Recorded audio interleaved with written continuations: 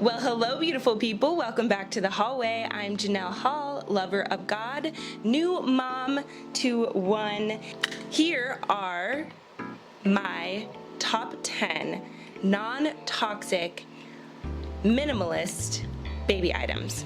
Starting with number 10, a humidifier is a beautiful non-toxic device that mom you can use, dad you can use, and is really good for baby, especially during those seasons where the body is trying to recalibrate and rebalance and we got a little cold going on.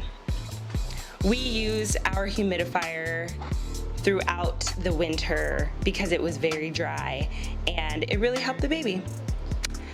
Next, cloth diapers. We cloth diaper 80% of the time. We use cloth diapers at home, but overnight and when we're out and about, we use cottery diapers. My next non-toxic baby item is Earth Mama items. The two Earth Mama items that we have used in the Hall households are the diaper balm and the nipple butter. Wow.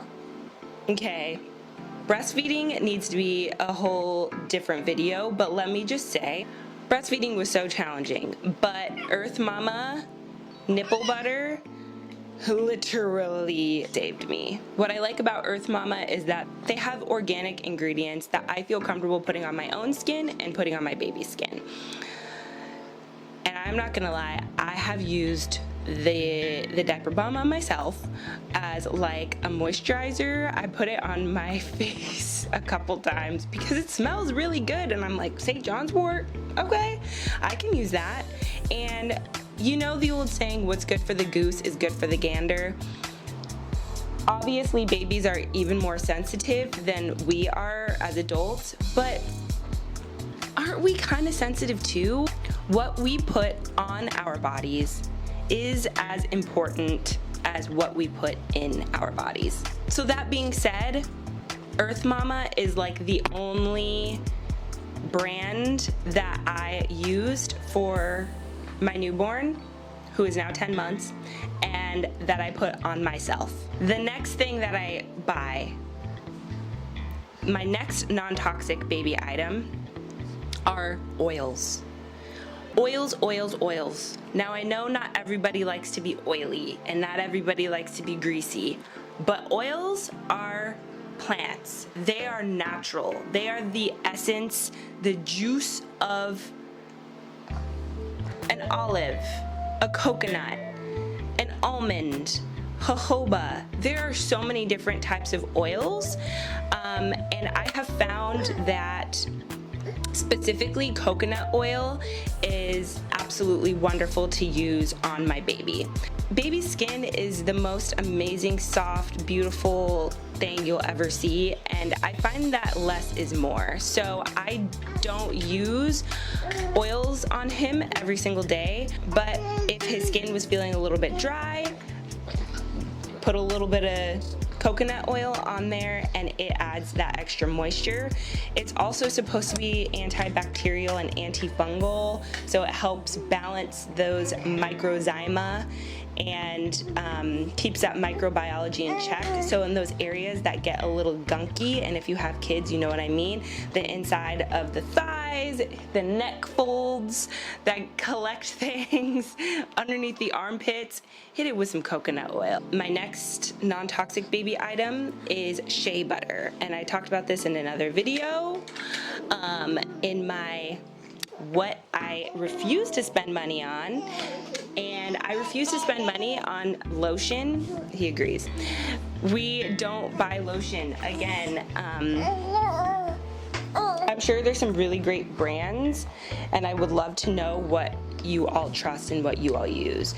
But for me, less is more, and shea butter is shea butter from the tree. The more natural, the better. So I use shea butter. I put it on the baby. It has natural SPF in it. The next non-toxic baby item, minimalist essential, is Dr. Bronner's, and I've also talked about Dr. Bronner's on that same video.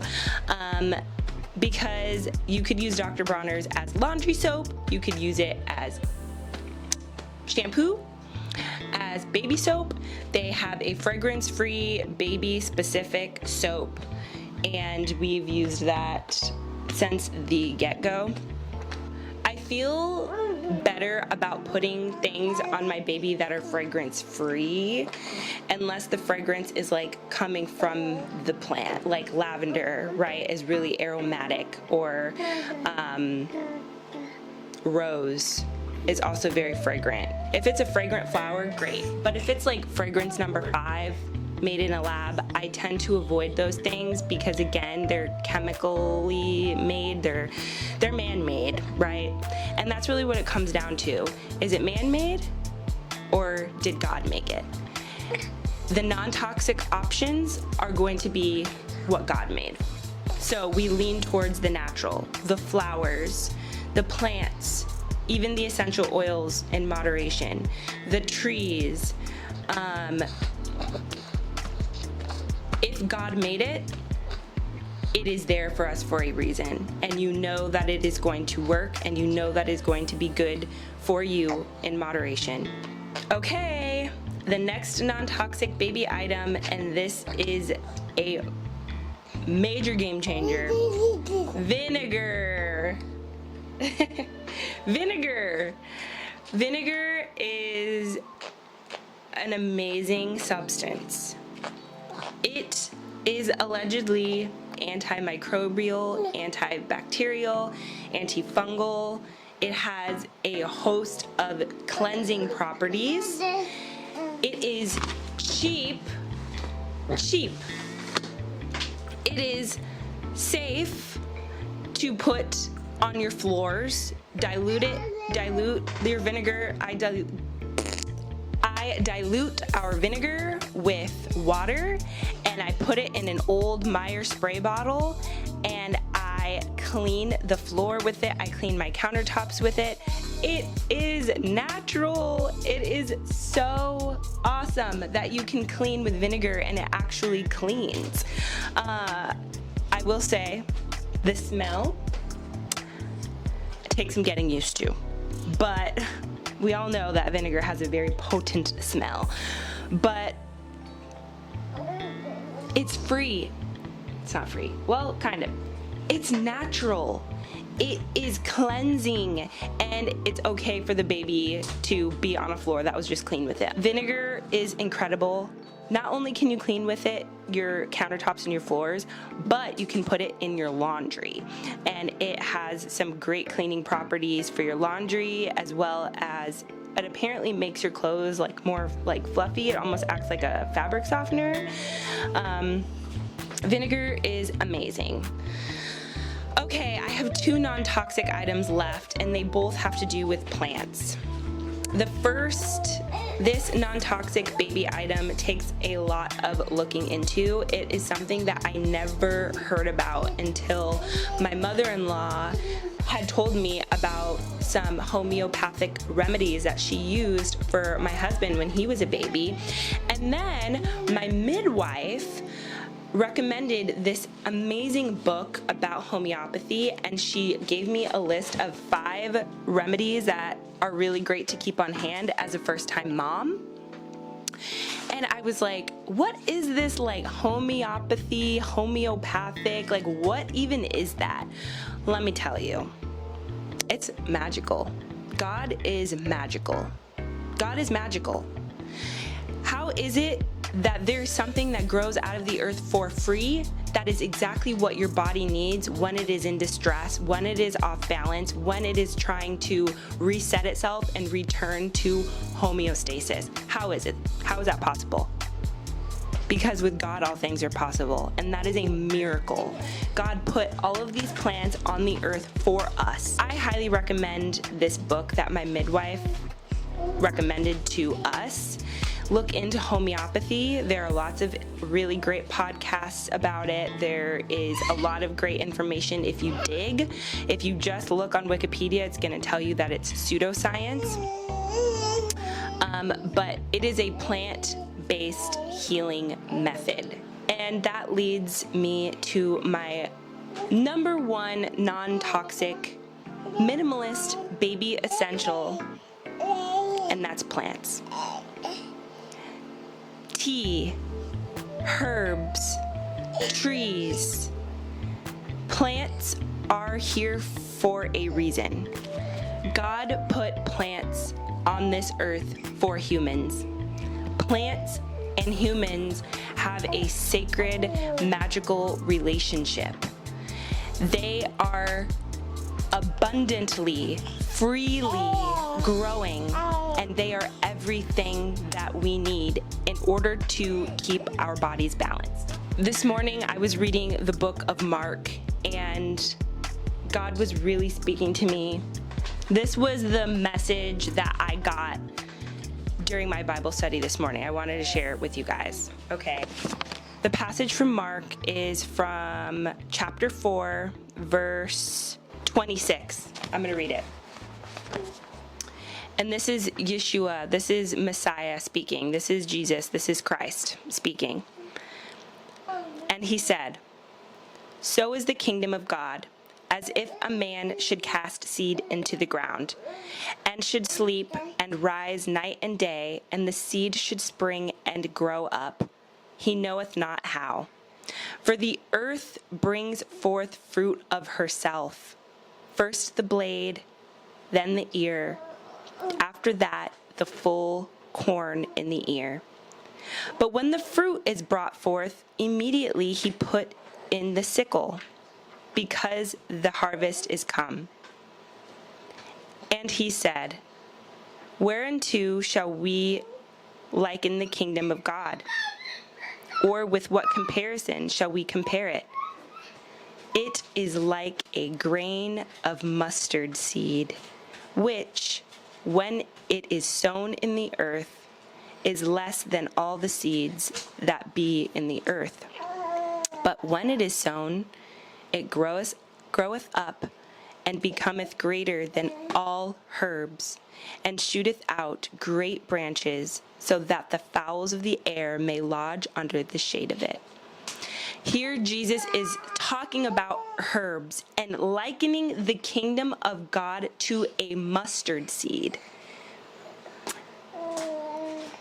And what really spoke to me here is that humans do not know how that works. Okay, so let's be humble. We don't know how the plants keep growing, but they do. God made it so. The plants grow.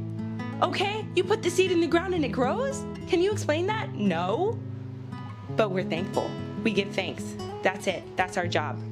I give thanks. I don't know what that magic is, but I am so grateful, because those plants that are growing up, that mustard seed grows and shoots out great branches that other animals can come and take respite in, can take refuge from the heat and be in the shade and relax on the tree.